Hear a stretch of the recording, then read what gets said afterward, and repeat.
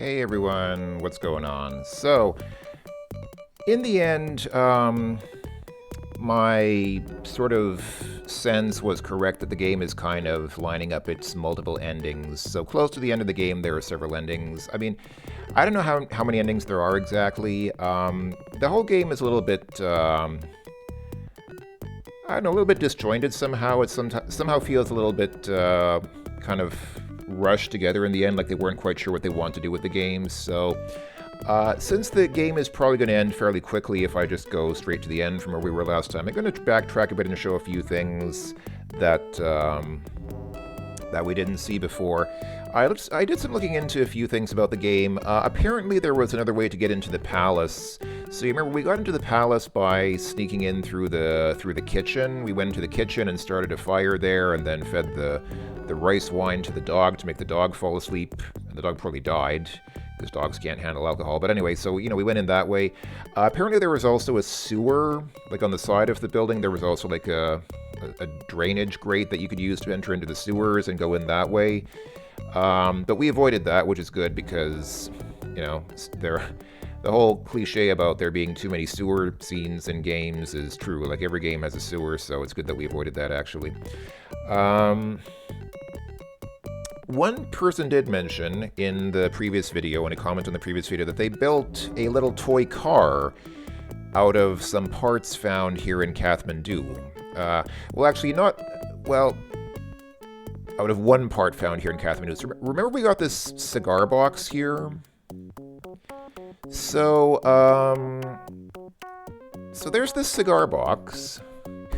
Now it's just something to toy with. I guess that's a hint. So what you can do is you can give this to, let's give this cigar box to Chi, actually. Because what Chi has is not only these chopsticks, but also these copper coins with a hole in the center. And somebody pointed out that what you can do is you can use the chopsticks with the box to make a... all you have right now is a cigar box with chopsticks sticking out. Perhaps if you added something else. And then if you add these coins, it becomes a little toy car. A toy car created from a cigar box, chopsticks, and 4 old coins. Now, it's kind of cute, it's kind of cool, but I don't know what you're supposed to do with it. I did see some information on the internet that apparently you're supposed to give it to Kubla, because, I don't know why, actually. Apparently you're supposed to give it to Kubla, but I didn't find any way to be able to give it to him. Maybe there's some dialogue path that you can enter into with him to bribe him into helping you. I think the whole point of this scene is just that you need to get the hose. You need to get that rubber hose so that you can fill up your plane. And the way that we did it is we kind of talked him into doing it by promising that we could let him hitchhike with us on our plane and escape from his parents. Even though he doesn't in the end. In the end, he stays here anyhow. But maybe another way you can convince him is by giving him the toy car. I don't know, I didn't figure out a way to do that. But I guess that's another way of solving this puzzle of having to get a rubber hose to pump fuel into your airplane with. So yeah, there's that, but I think that's not really a major... I think it's not a major plot branching point. That's just an alternate way to solve this puzzle if you don't feel like telling Kubla that you're going to take him away from his parents. One thing that is kind of a major plot branching point is what happens if you don't call Lomax on the phone. So you remember when we were in the British Officers Club, there's the telephone there in Istanbul, and if you call Lomax on the phone, you renegotiate with him, and he agrees to give you, like 20 grand plus 2 airplanes? I forget exactly what the terms of the deal were, but there is kind of an alternate ending if you don't call Lomax on the phone. So I'm going to go ahead and show you... that, but let's go through the main endings first. So, last time, I played ahead and made an alternate save called Ending Without Phone Call, so we'll see this later. This is how the game ends if you don't make that phone call to Lomax from the Officers Club in Istanbul. But I saved here, and this is after we did make the call to Lomax and renegotiated our terms with him, and basically the whole puzzle here is just to just to get Kate to still like you after everything that happened in Istanbul. Now, I've said before that I don't like these whole sort of dialogue tree puzzles. I think they're kind of stupid. I'll talk more about that later, maybe. I mean, I've said enough about that. So we saw all this here before.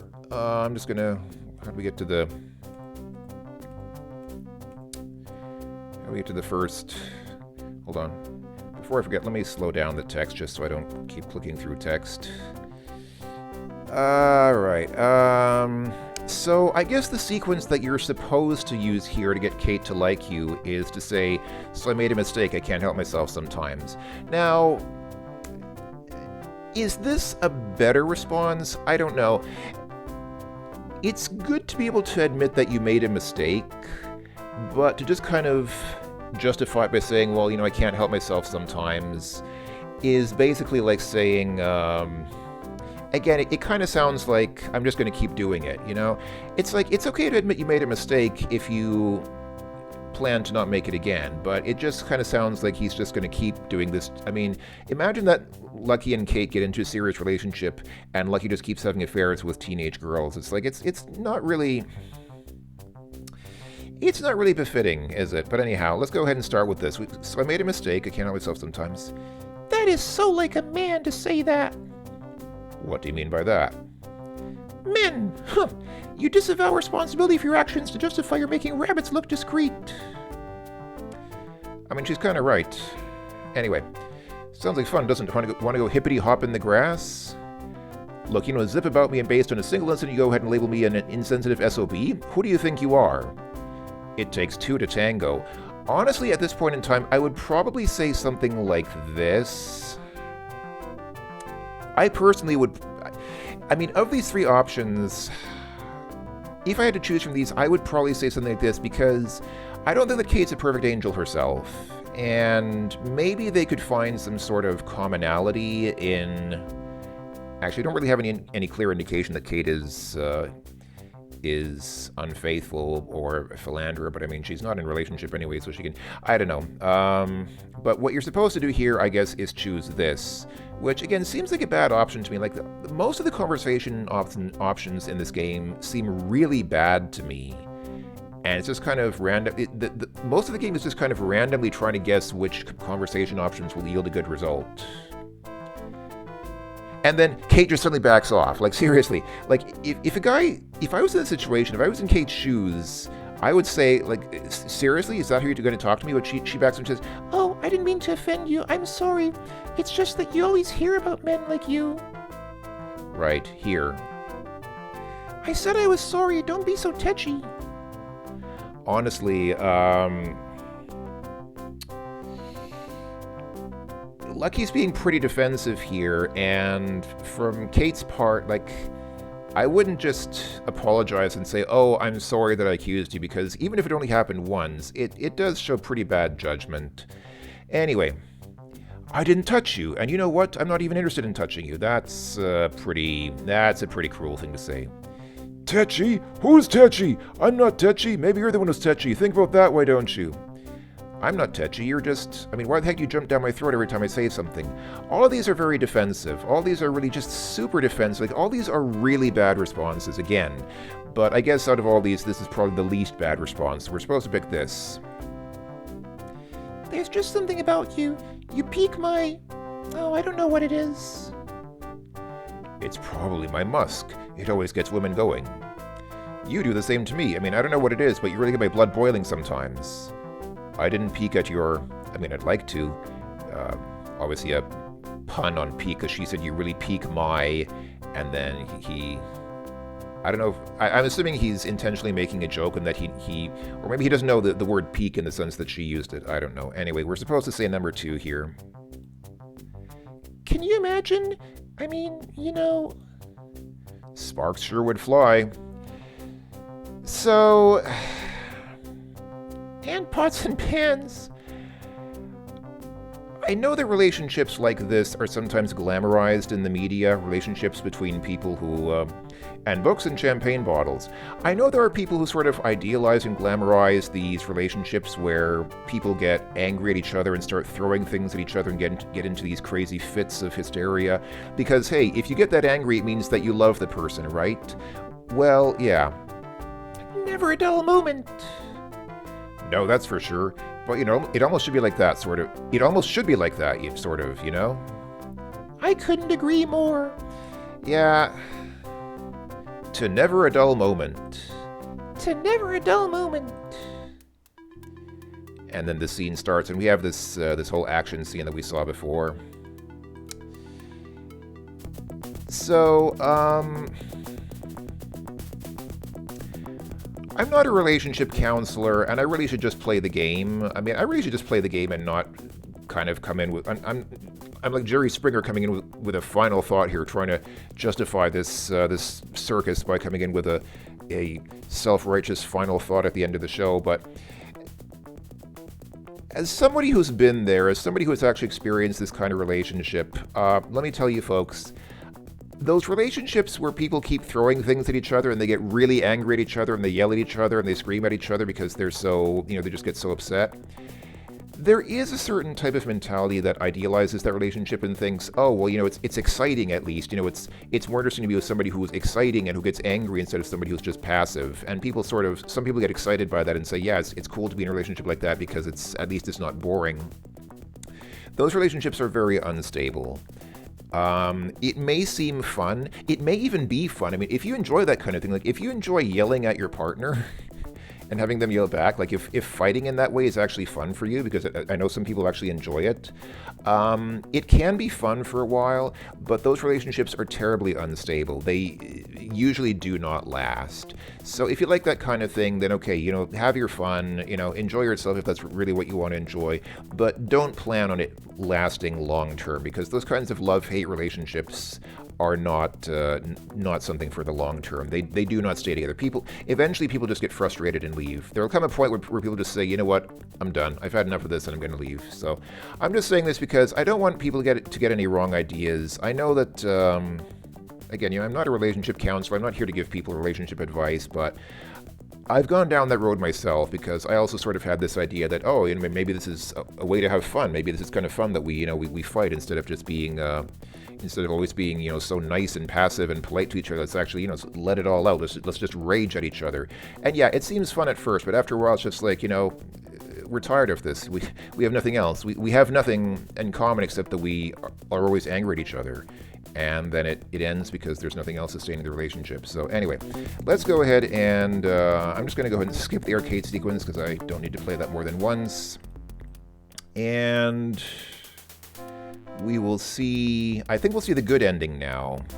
Because, yeah, so now they kiss. Wow. Not bad. And so now the heart is red. Remember before the heart was icy cold because we turned off Kate with our answers to her prompts with our dialogue options, but now the heart is red. So now we'll get a slightly different ending. I mean, slightly. We'll get a significantly different ending just because of those dialogue options that we chose in that last dialogue. So, arrival at Paris. Oh, Daddy! Princess, thank God you're safe. So yeah, remember to bring your checkbook. We saw all this already. Well, Masters, I want to talk to you about that, but not right now. Kate and I are going home. What do you mean? There's nothing to talk about. A deal's a deal. Pay up, pal. I'm not paying up now, Masters, and as for our deal, we'll discuss certain adjustments later. Understand? Father, you're not going to manipulate my future husband like you do your customers. I simply won't stand for it. Future husband? Masters? No, you will not marry that man. I'll do as I please, thank you very much. Come on, Lucky, let's go.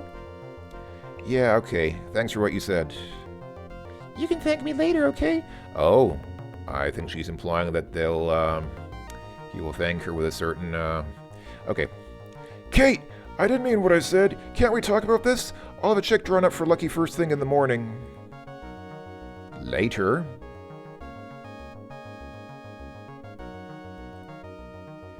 I never dreamed that things could be so perfect. What can I say? I mean, I feel the same way. Knock knock. Open door. Must be room service. The door's open. Huh? Oh my god! Crunch.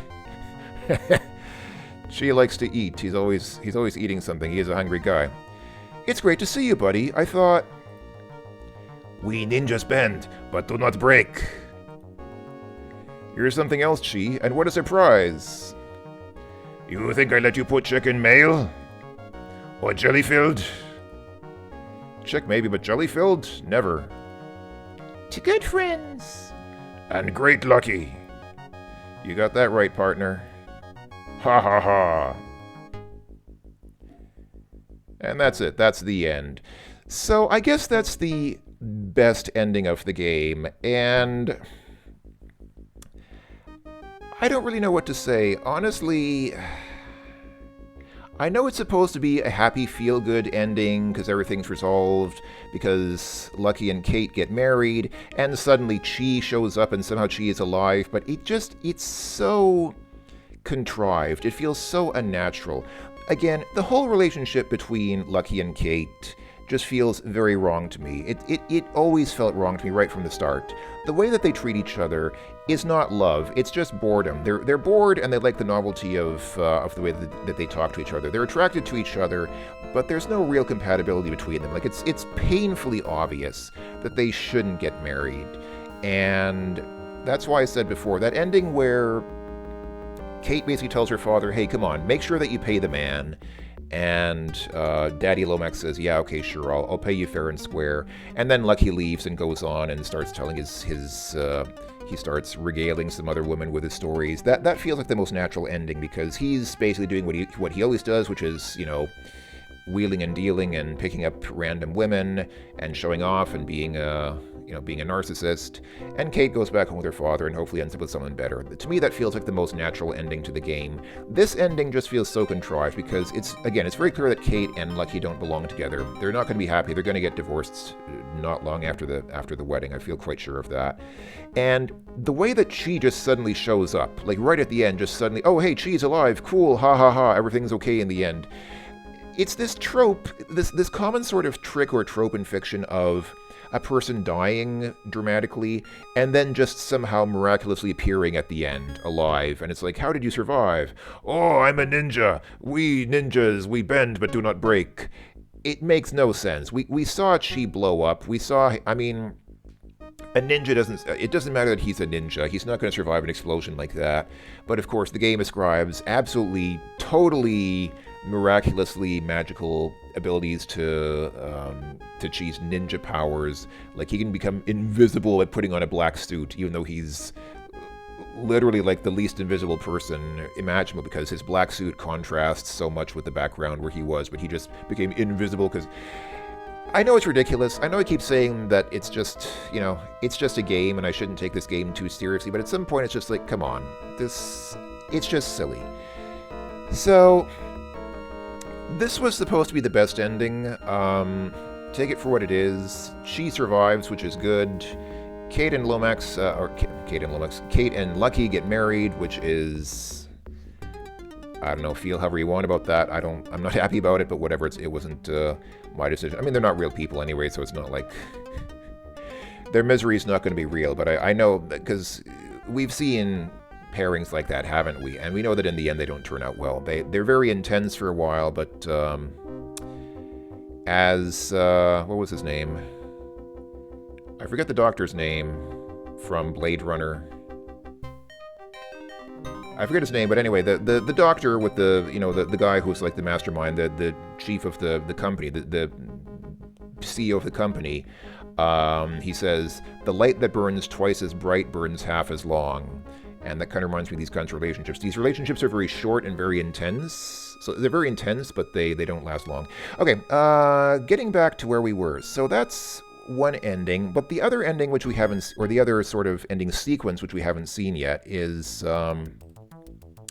playing the scene as Kate. So you can, that's how you get Kate to marry if you play as Lucky. But you can also play as Kate. and we do in fact.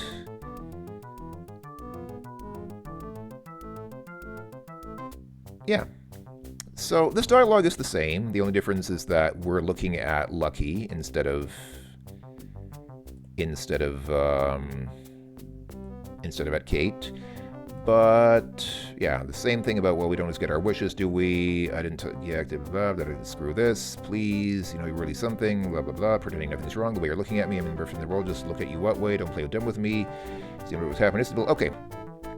So now we can choose a few different options. We can say, no, actually at this point I could care less. Tell me, Mr. Masters, was it worth it? Is that right? And why would I be all steamed up, Mr. Masters? Let's ask him this question. This is a fair question. Was it worth it? What? Did you have a good time romping with the nabob's daughter, with his teenage daughter? Well, yeah. I mean, we both did. It was probably a mistake and all, mind you. But in these situations, always make sure a good time is had by all.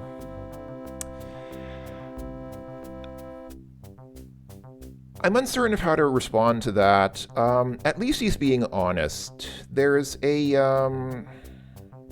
I'm going off on a bit of a tangent here again, but I mean, might as well, because this is the end of the game, and so we're just...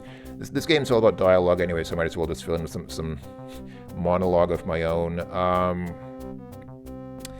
One of my favorite movies is a movie called Happiness, directed by Todd Solondz from, I believe, the year 1998. The title is kind of ironic because it's a very sad movie. It's one of the most unhappy and most uncomfortable movies that I've ever seen in my life. And it's deliberately uncomfortable. Like, it leans into the awkwardness. It sets up extremely awkward social situations and really just leans into them. It does not shy away from cringe moments, which is very uncomfortable. I actually enjoy the movie because it's honest. Like, it's at least very honest about what it portrays, and that I think is worth something. One of the main characters in the movie is a pedophile, and close to the end of the movie, his family finds out about what this is a guy with children. Like, he has children of his own, and he's been keeping his, secret life with, having, let's say, relations with other children. He's been keeping the whole thing from his family a secret. And at the end of the movie, they find out about it, and, it's a very unhappy moment, and his wife starts leaving him, and she's going to take the children away. One of the last conversations he has with his son is, his son asks him, Dad, did you really do that to those children? Like, did you really do those things? And the kid is crying. Like, I'm not going to act it out, but the child is crying, and he's asking his father, Dad, did you really do what they say you did? And the father says, yes, I did. And the son just asks, what was it like? And the father kind of thinks about it for a moment.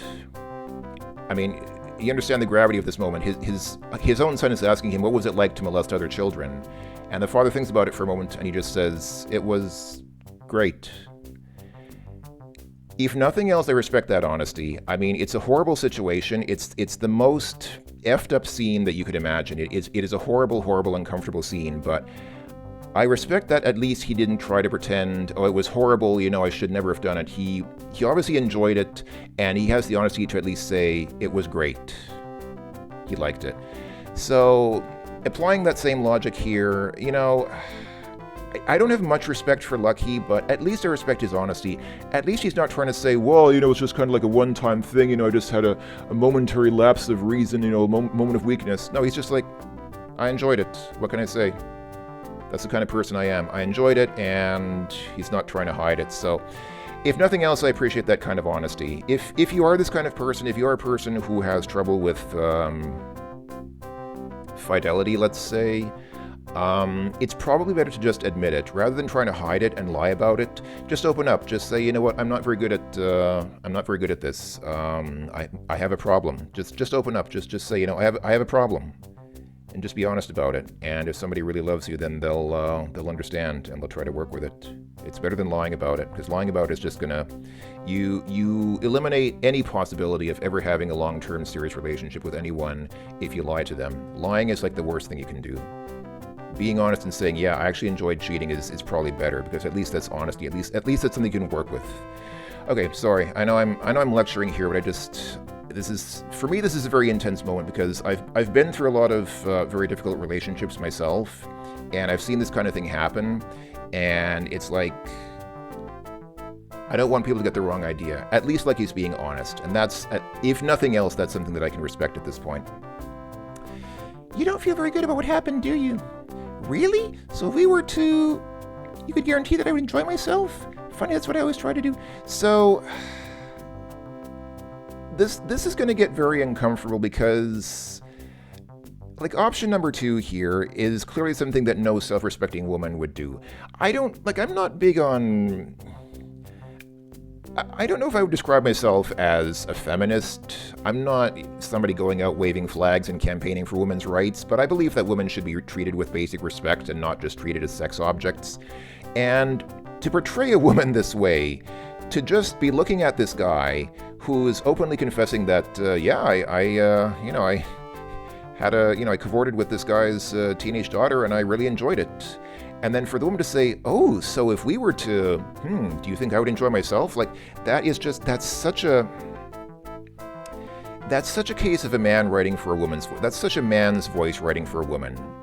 Like, I really hate the writing in this game because they're writing for a woman who is very clearly designed to appeal to... You remember that meme about that woman who said, this is why I hate video games, because they're designed to appeal to male fantasy?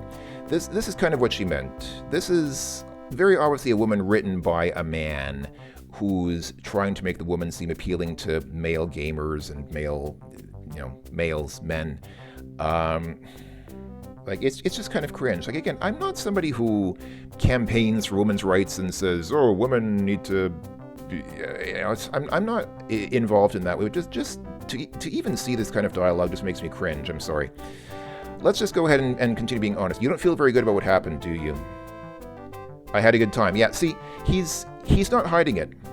He doesn't feel remorse. He's not remorseful about what happened. You don't fool me, Lucky. I know what's going on here. How do you know I didn't have a good time? He's being honest. He had a good time. He enjoyed it. He doesn't seem to regret it, so he doesn't feel any remorse. I mean, he probably considers that she enjoyed it as well, and so it's like, yeah, we both had a good time. Why should I feel bad? I spoke with the nabob's daughter about what happened. I don't think that's true. Did she have an opportunity to speak to... I don't think she spoke to the daughter about what happened. I can see the loneliness in your eyes. If that's all you care about, well, then let's go back to your sleeper and I'll let you show me a good time. Seriously? I mean, this is just insulting. I mean, I could say this, but I don't think this is true. I don't think that Kate spoke with the nabob's daughter at any point, and I don't want to lie about it. Let's just say I see the loneliness in your eyes. I'm not lonely. Yes, you are. Who the hell do you think you are? I know who I am. We both know who you are, and we both know that you're afraid of that person. You're weird. So sad. Yeah, okay, and now we have this sequence again. Let's skip the arcade sequence. So what happens here? Do they reconcile, or...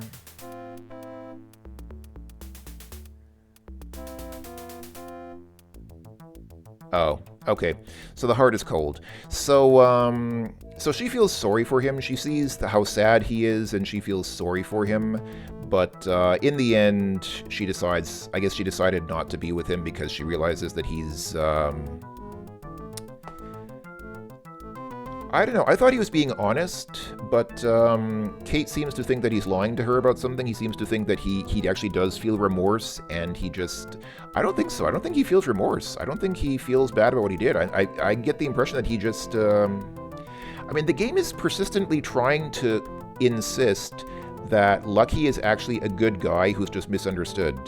I have a hard time believing that. Because a good guy who's just misunderstood wouldn't constantly lie to everyone. What has Lucky really done that makes him a good guy? He tries to flirt and get with every woman he can find. He's only interested in doing things for money. I mean, the only reason that he really wanted to rescue Kate was for money. I don't think he really cares about her. His only interest in her is sexual. I really don't think that he's a good guy. Honestly, I don't buy into this game's implied narrative that Lucky's really a guy with a heart of gold who's just misunderstood and just tries to hide his true good nature. I don't buy that. I'm sorry. Alright, so I think we're going to see the same ending that we saw before, where Kate basically sticks up for... yeah. So she doesn't say, don't talk to my future husband that way. She just says, you should honor your agreement. He did save my life, you should honor your agreement. So the guy's like, yeah, okay, you'll get your money. I'll have a check delivered to you, and let's go home, and that's it. And Lucky ends up with this floozy and... yeah, sure, babe, just don't interrupt me. I mean, he's such a... I'm sorry. I mean, again, like, I'm not somebody who... I'm not one of these people who's like, I need feminism because of, I'm not, like, one of those kinds of people, but it does actually bother me to see people like this. Okay, so... I'm going to go ahead and lean into that, talking about leaning into uncomfortable situations. Let's go ahead and just lean into that. Let's go ahead and...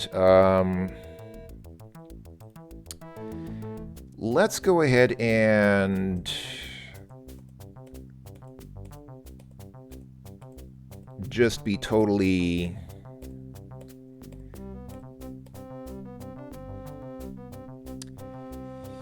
Why would I be all steamed up, Mr. Masters? Well, maybe Yes? maybe you felt bad because, you're a little jealous? No. No? That's it? Yes. No, that's it. Haha, something like that. Huh? So you're not at all mad at me? Did I say that, Mr. Masters? No, the truth is I am mad at you. Would you like to know why? Perhaps I am, but I think you're going to make it up to me. Why would it be? You're just someone my father employed to save me. Let's go ahead and be flirtatious. Oh, I think you're going to make it up to me. Oh, really? Really? And how do you propose you're going to make me make it up to you? I think you'll enjoy what I have in mind. Stop the tough talk, Lucky. I know it's all an act. I'm not going to make you do anything like... Okay, I'm just exercising my intuition. Okay. Let's just be really flirty. Really? What exactly do you have in mind? The same thing you do. What's that? Let's not play games, okay? You're a man and I'm woman. Yeah. So take... This is great dialogue. This is really great writing right here. I think I have to go to the bathroom now. Come on, Lucky is not the kind of guy to back out of a situation like this. When he's in a situation like this, he's not... I mean, I know there are people like that. I know there are people who just get really nervous. I know there are people who are all talk, and when they actually get proposition, they say, well, you know, I have to... Ha, Jake Masters, I knew from day one you were hiding behind your mouth. You're the wrong man for me. Oh, wait, really? You're just a little boy, Mr. Masters. I can't even think of a word to describe you. Oh, wait, did that actually not work? Did they seriously? I was being totally flirtatious with him. I was totally coming on to him, and he backed out. Did he seriously? Wow, we have a frozen heart. He actually backed out. Like, he actually got nervous. He got scared and said, no, I'm not going to do that. No, I'm too scared.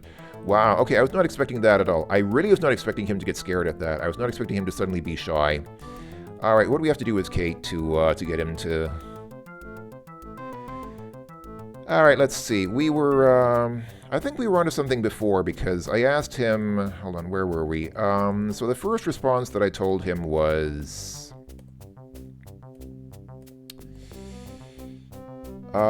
tell me, was it worth it? Okay, so what if we say this? You could guarantee that I would enjoy myself? Heh. Well? Guarantee? Yes, I want a guarantee. A lifetime guarantee. Which I guess means... Are you kidding? You're kidding, right? I never kid about having a good time, do you? Well, no. So how about it? Really? Wow. Wow. I was sure that was just gonna... There is a way to... I'm pretty sure there is a way to get him to agree to be with you. I'm pretty sure that there is a way to convince Lucky to stay with Kate. But I didn't write it down because I guess I should have. Alright, what if we go back to this? Why would I be all steamed up?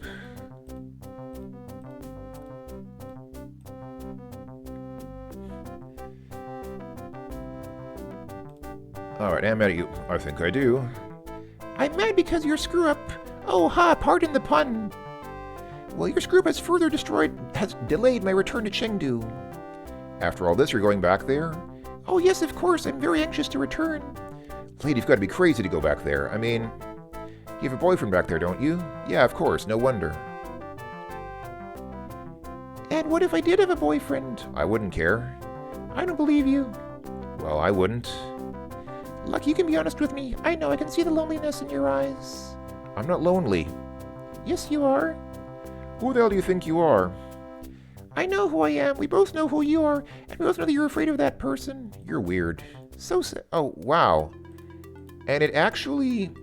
I'm going to assume that this results in the frozen heart again.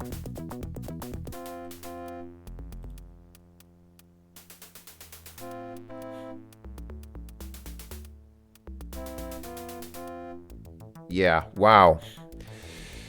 Wow. I mean, there is a way. I know there is a way. If you're playing the sequence as Kate, there is a way to get Lucky to agree to marry you and all that. But I thought it would be easy because I saw those responses saying, "Oh, would you show me a good time?" And I was sure that Lucky would jump on that. Honestly, this is just making me like Lucky even less. I mean, if a woman shows you clear indications that she's interested in you, to just back off, like to be all full of bravado and say, "Yeah, boy, I'm the coolest. I'm so macho. Everybody knows me. I'm such a cool hero," and then to just back off like a coward when you have the chance, that makes it somehow even worse to me. It's like, at least follow through. If you're going to be a narcissistic, macho idiot, at least have the sense to follow through when you have the chance, instead of saying, "Oh, I can't do that. I have to leave now." Like, this is just making me like Lucky even less. I never would have expected that he would just be so hollow and just so full of empty talk. I mean, I guess I should have known. I guess I should have known it was all empty talk, but that just further proves that Kate shouldn't be with him. That just further proves that he's all fake, and Kate doesn't belong with him. Honestly, wow. I know I'm really I'm virtue signaling here and I'm not trying to show what a great person I am. I'm not trying to show off and say what a great person I am. I'm just reacting to this. I'm just kind of responding to this because this is the last video of the, this is the last part of the game. This is the last sequence of the game, so I'm just kind of adding my commentary. I'm sorry if it comes across as overbearing or preachy. I'm not trying to preach. I'm disgusted. I'm so disgusted by all of this that Kate would actually just say, "Oh, will you guarantee that I'll have a good time?" Like, that in itself is that's just kind of ridiculous. And then Lucky backing off and saying, "Oh no, I can't do that. I got scared now." The whole thing is just so stupid. Like, I hate all these characters. As far as I'm concerned, there's no good character in this game except maybe Chi. Chi's okay. Chi's kind of annoying sometimes, but at least he's okay. Everybody else is just horrible. Everybody else should just take a hike. All right. Alright, well, I didn't convince Lucky as Kate, but I mean, even if I did, we would just see the same ending that we saw before. They get married, and then she shows up still alive, and then everybody's happy and says ha ha ha at the end, so we get the same ending anyhow. But what I didn't show, and what I'll show, I guess, as the last kind of thing, is, yeah, ending without the phone call. So if we go and take the Orient Express. So this is basically, I did everything that I did before, except I did not make that phone call to Daddy Lomax. So let's see what happens. So let's go ahead and first have the good ending. Let's do the good ending with Kate. So the good ending was,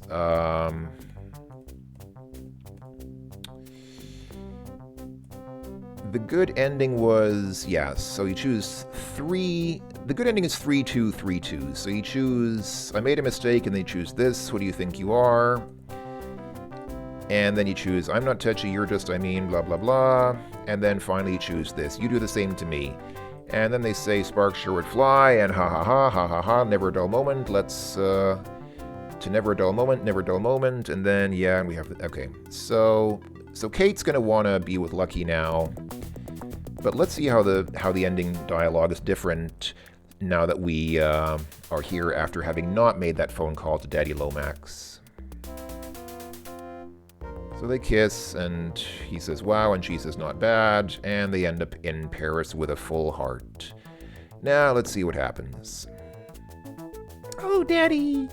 Princess, you're safe, so yeah, remember to bring your checkbook. Yeah, Kate and I are going home. And blah, blah, blah, blah, blah. Right, a deal is a deal, and you didn't deliver on time. The planes are mine. Yeah, we didn't deliver on time because the phone call basically got Lomax to push back the deadline a little bit, but because we didn't negotiate that with him, we missed our deadline, and so... What? You got your daughter, now give me the cash. Sorry, Masters, no dice. Father, you're not going to manipulate my future husband like your customers. This won't stand for it. Alright, so we saw this before. Obviously, you've already done as you please. USOB! Oh, this is different now. Lucky punches out Daddy Lomax. Come on, Lucky, let's go. Yeah, okay. Princess, please! Okay, I'll put a check in the mail to Mr. Masters. We'll talk tomorrow, okay, Princess? Okay, and I guess this part is the same. Okay, so it's a little different because Lucky punches out the father, but otherwise... Otherwise, we get the same,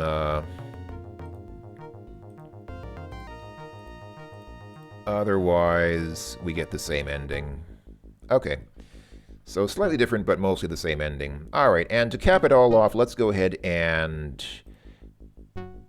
do it in a state where we don't convince Kate to marry us. So basically, this will be the worst of all endings. So Kate won't like us, Kate's heart will be cold, and she won't want to marry Lucky.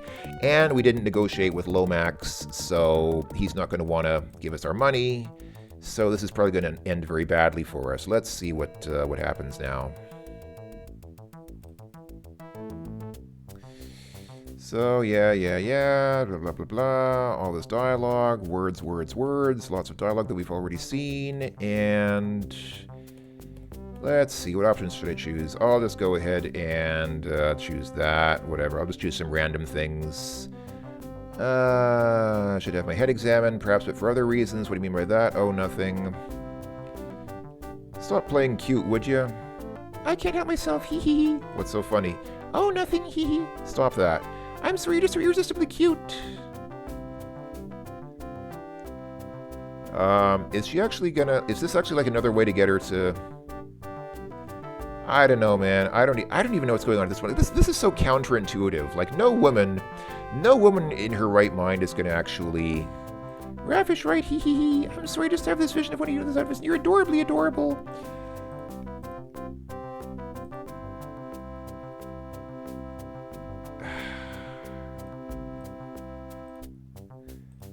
We're finding out stories about Lucky's parents and family, which I didn't even...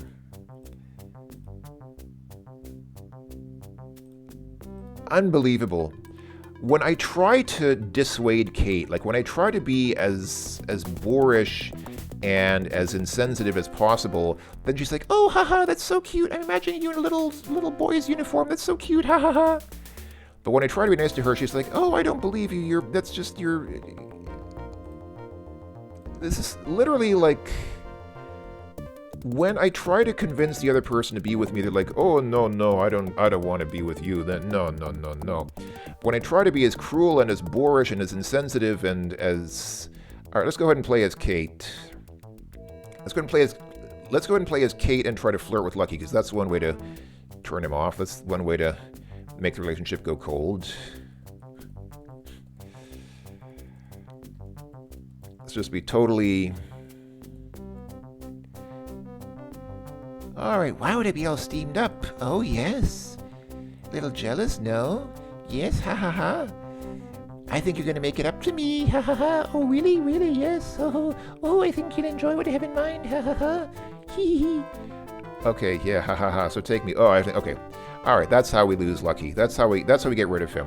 Come on to him, and he just gets scared and leave. Okay, so now we'll have the cold heart.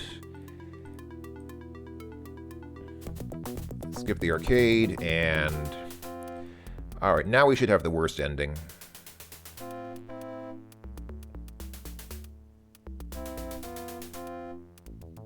Yeah, now we have a cold heart. So now this should be the worst ending. We didn't call Lomax ahead of time, so we didn't renegotiate the terms with him.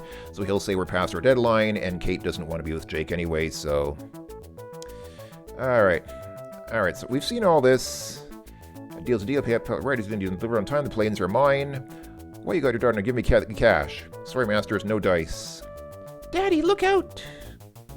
USOB! You lost everything. You didn't bother to keep your client apprised of developments, and you lacked the heart to win the affections of Kate. Oh, you lacked the heart to win the affections of Kate Lomax. A human life that wastes away. There can be no greater tragedy in this world. So anyway, it's like this. The abominable snowman had me in a headlock, and then all right, there we go. That's, I guess, the worst ending in the game. Alright, that's enough. Yes, I want to quit this game. That was Heart of China, or HOC. That's it. I'm done playing this game. I feel kind of uncomfortable about pretty much everything that happened in this game. Should I just stop it here, or should I just ramble a bit at the end? I'll ramble a bit at the end. Why not? Might as well get my ramble in when since I mean, if you don't want to hear me ramble, you can just stop the video and say that was it. But I'll ramble a bit here. I never played this game before. This was my first time playing this game. So what do I think of it? I really don't understand why it got such good reviews. If you look at the contemporary reviews of this game when it came out in 1991, people gave glowing reviews about it. They said it's like an interactive movie. It looks so good. The music is so great. Everything about it is just so wonderful. I really don't see what was so great about it. I mean, some of the graphics were nice. I guess people just liked that the graphics were kind of like photorealistic. They thought it was a great looking game. I mean, yeah, some of the graphics were good, but basically you just had a few photographs of real people that were digitized. I mean, the game didn't even have that many locations. The game doesn't have that many locations. It starts off in Hong Kong, but you only have like, what, 2 or 3 screens in Hong Kong? So you start off with like a few screens in Hong Kong, then you go to Chengdu, have a few screens there, go from Chengdu to Kathmandu, and you have just a few screens there, then go to Istanbul and have like all of Istanbul, like the whole city of Istanbul consists of what, like 5 screens? 5 or 6, graphics, like just still images. And then you go to Paris, and that's it. I mean, the game doesn't even have that many graphics.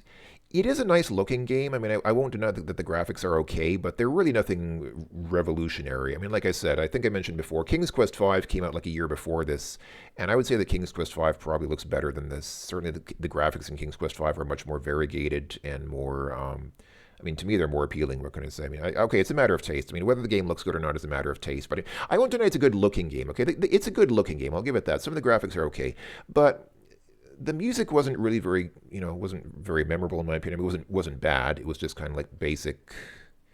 And I've seen some people say that the music is very nostalgic for them. I think a lot of people are looking at this game through the nostalgia glasses. A lot of people look back on this game and say, this is the game that I played when I was a kid, and so I remember it well. I have nostalgic memories about it. I understand that. I know that nostalgia kind of will make things seem better than they were. And if you grew up with this music like 30 years ago, then, or even more than that, then it kind of takes you back and brings you back to happy childhood memories. Okay, I can understand that. Maybe for some people from who it's nostalgic, but otherwise, the music to me was just totally functional. I don't think I heard any music in this game that really stood out, that really sounded like good music to me. It wasn't bad music, it just really just like very mediocre sort of ad-lib music, in my opinion. So yeah, in terms of the game's presentation, it was okay. Like, the graphics were okay. The sound was okay. I don't like the interface. I don't like replacing the parser with point and click, but that's my personal thing. I've talked about that enough. Obviously, I'm someone who's very pro parser, as I've said countless times in the past. I stand by that. I stand by that position, but I realize some people don't like the parser, so okay, to each their own. So in pretty much every way, I would say the game is just okay, except for the dialogue. And the thing is, the problem that I really have with this game is the whole game is dialogue. Almost the whole game is dialogue. There are very few inventory puzzles. There are very few inventory items in the game, so there are very few puzzles involving like actual use of objects in the game. Um, and there's not a lot of exploring. Most of the game, honestly, I feel like most of the game is just puzzles in the form of dialogue trees. And that's something that I really, really dislike. So, you know how people say sarcasm is the lowest form of wit? For me, dialogue is like the lowest form of storytelling. The best kind of storytelling is environmental storytelling. The highest, to me personally, the highest form of storytelling is world building, having a big, rich environment to explore and discover, an environment that's full of details. And as you discover those details tell a story. The story is told by discovering the environment that you're in. That's the best way to tell a story in a game. Rather than having a lot of exposition, you know, how they say, show, don't tell. Don't tell the player that all this stuff happened. Have the player discover things through the act of playing the game. That's the best way to tell a story in a game, in my opinion. That's what games are great. I mean, the whole reason why games can be great at telling stories is because rather than just like having a story told to you, you discover the story yourself through your actions as the game player. So I think that's the best way to tell stories in games, but it's hard to do, and I appreciate that. Okay, in 1991, this was a time when, you know, the technology was more limited. You couldn't make a big open world game. You know, open world games didn't really exist. I mean, they existed to some degree. I mean, you had Elite. Okay, Elite was kind of an open world game. There were other games that were kind of open world, sort of, but they're not really, you know, not really in the way that open world games exist today. So, okay, I understand you couldn't quite have an open world game with emergent gameplay and storytelling quite on the level of stuff that, you know, that exists today. I mean, it's yeah, okay, the technology is a little different, but still, um, okay. If you can't do like total world building, if you can't build a huge world to explore and discover, then at least, you know, tell a story somehow, you know, tell a story through some kind of events at least. At least have a story that kind of unfolds through events that happen throughout the game. Kind of like, I mean, an example is Wing Commander. Now, Wing Commander, I don't really like the way that Wing Commander mixes two things. I mean, Wing Commander is basically just watch a cutscene, go, you know, go fight, like you know, have some space fighting sequence, then come back and watch another cutscene. It's basically just switching back and forth between uh, dogfight, cutscenes, dogfight in space, cutscene, dogfight in space. It just keeps switching back and forth between those two things. But at least the cutscenes tell a story, and at least the cutscenes adapt themselves to how you play. The cutscenes will change based on how you played the game, so your actions in the game actually affect the story, and you know, the story will unfold differently based on what you did. I think that's not the best form of storytelling in games, but at least it's, you know, it's not bad. Like it's not horrible. Like the Wing Commander games had. I would have preferred more integration with the story and the gameplay. The gameplay kind of feels separate from the story. That's one thing that bothers me about a lot of games. A lot of games just are kind of like play a mission, and the mission's just total gameplay, and then have a cutscene. So it's just like it's just totally black and white. Either you have a story or you have no story. I like games that incorporate the story into the gameplay. Which I mean, Wing Commander did that a little bit. There were some missions where there was, yeah, some story unfolding. But mostly it was just like, you know, game, story, game, story, game, story. Just switch back and forth between the two. But the worst way to tell a story, in my opinion, the very worst way that you can actually tell a story in a game is through dialogue. Dialogue is, for me, the lowest form of storytelling. Storytelling is about, you know, having things happen. And dialogue is just, it's mostly just random words. Like most of the dialogue in this game, and most of the dialogue in most stories that I've seen and heard, are just silly, pointless conversations between people that are used to fill space.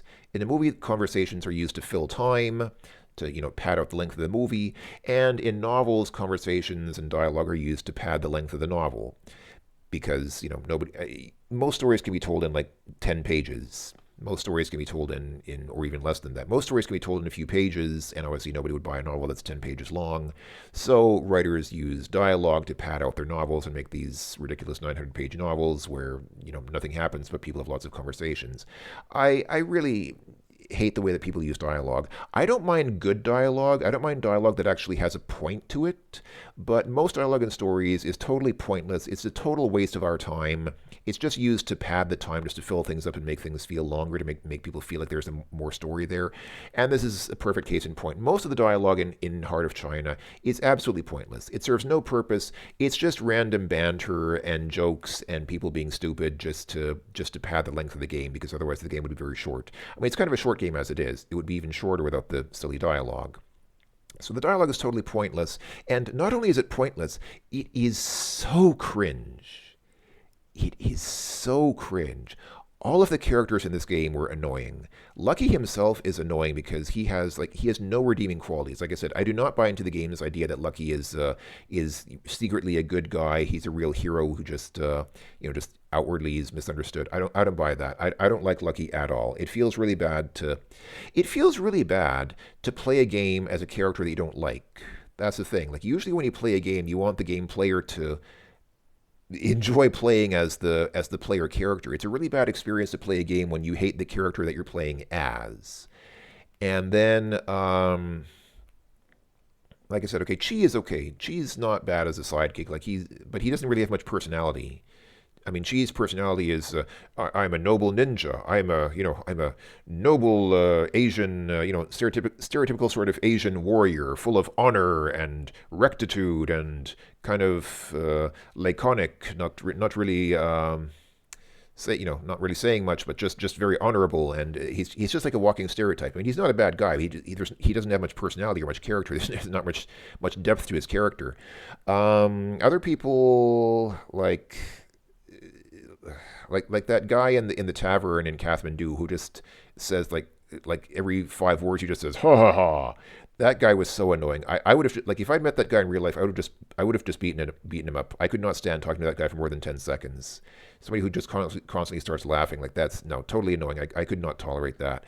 And even people like Amma, like Amma, who saved her life in Kathmandu and took us back to her house, she started insulting us. Like, the first time we talked to her, she started off the conversation by insulting us. And I know she was just kidding. She was trying to be playful, but it's like, seriously, like, why?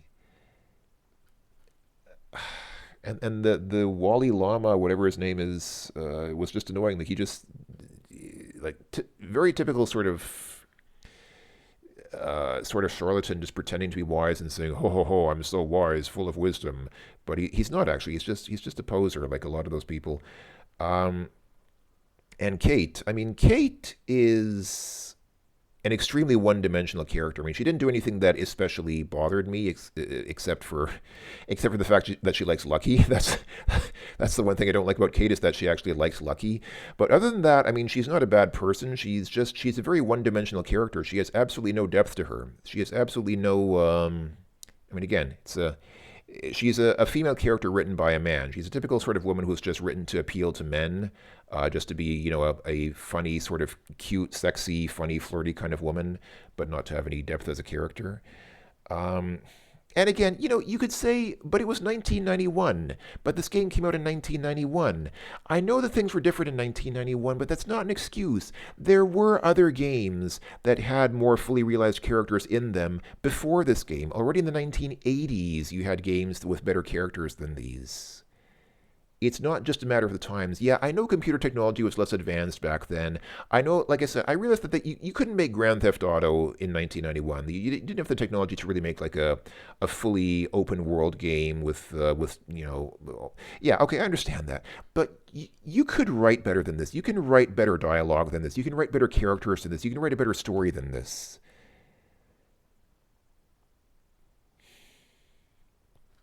And again, I know I'm taking it all too seriously because it's just a game. People just say, come on, it's just a game. It's just a silly little 1991 DOS game. Don't take it too seriously. I just feel like it could have been so much better. I'm sorry. I just really feel like it could have been so much better. Like I said, most things about the game were okay. Like, the experience of wandering around and seeing the different locations was okay. Again, some of the graphics weren't bad. The music was passable, like tolerable. But the dialogue was just constant cringe, like just constant. For me, it was just this constant sense of why am I doing this? Why am I enduring this horrible dialogue? It is so bad. The dialogue in this game is so bad. Ah, well, at least it was an experience. This was a game that again, this is a game that I'd never played before. Now I've played it, and I guess my life is richer for having played it. So I should probably stop now because this video is just coming up on an hour, and I've ranted enough, I think. So thank you for coming along with me on this journey into and out of the heart of China, everyone. We've seen a lot and done a lot and talked a lot and made a lot of wrong decisions and regretted a lot, but in the end, we're still here. We're still alive and well, some of us. If you're still watching this, I'm assuming that you're alive, probably, hopefully. So yeah, thank you for coming with me on this journey through the heart of China. I hope that you've enjoyed, despite my personal misgivings or incompatibilities regarding this game. I hope it was still enjoyable to watch. And thank you, as always, for your comments and your ideas and contributions and suggestions about stuff and things. I will go ahead and close now, and I'll see you folks later in the next video about some other game that will come out at some point, hopefully in the future. So until then, thanks again for watching, everyone. Take care of yourselves, and adios for now.